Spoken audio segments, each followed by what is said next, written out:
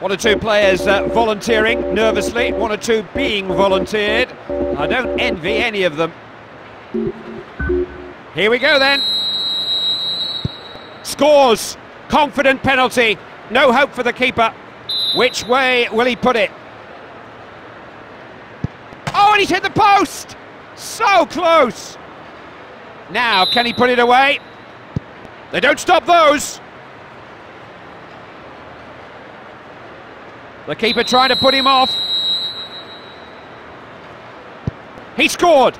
Well taken penalty. No problem. Oh, he's done well. You don't save those.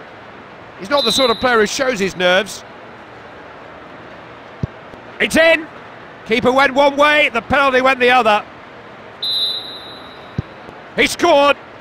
An emphatically struck penalty.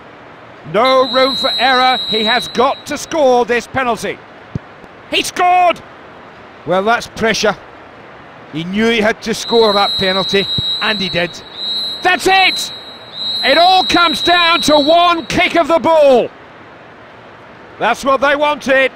If you'd offered the manager a win at kick-off time, he'd have taken it, no questions asked. It's all about